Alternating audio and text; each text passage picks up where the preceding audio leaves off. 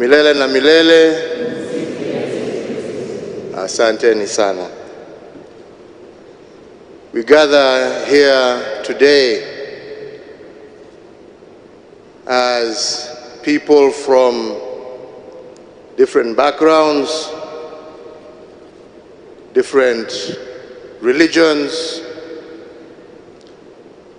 to remember and to celebrate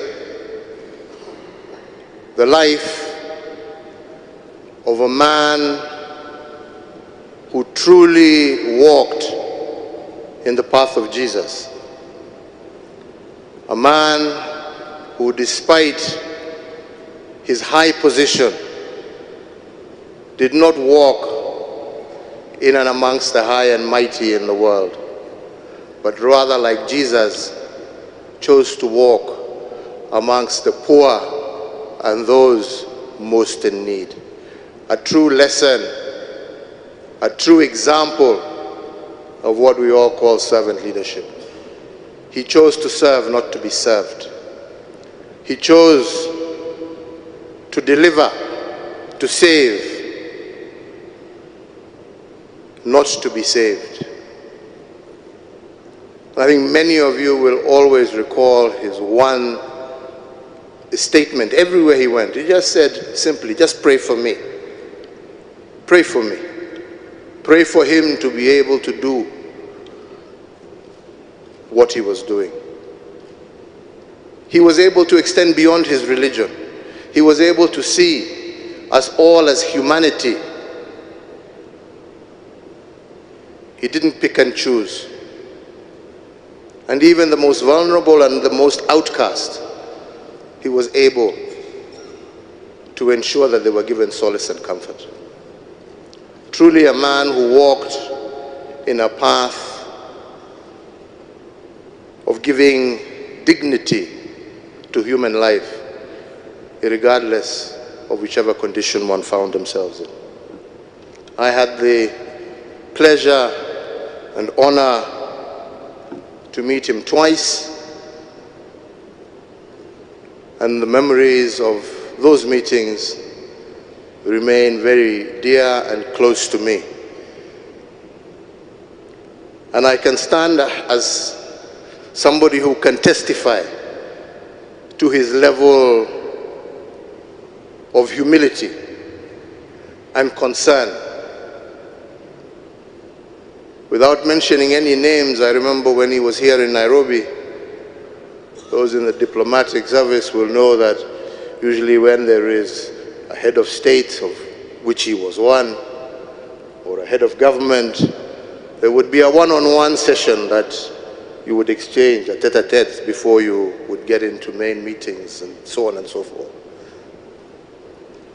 So we were sitting in my office with His Holiness and just talking about the things that we needed to talk about. This was an office where I had met very many different people, you know, from Obama to leaders from all over the world. And when we finished we were now to go to the meeting, somebody had really requested that they would like a moment with His Holiness. I didn't know how to put this because... But anyway, I decided I was going to put the message across. And he said, oh, no problem. So I invited the person over to my office before we moved out, sat, and, I went back to my seat. There was silence in the room, so nobody's talking.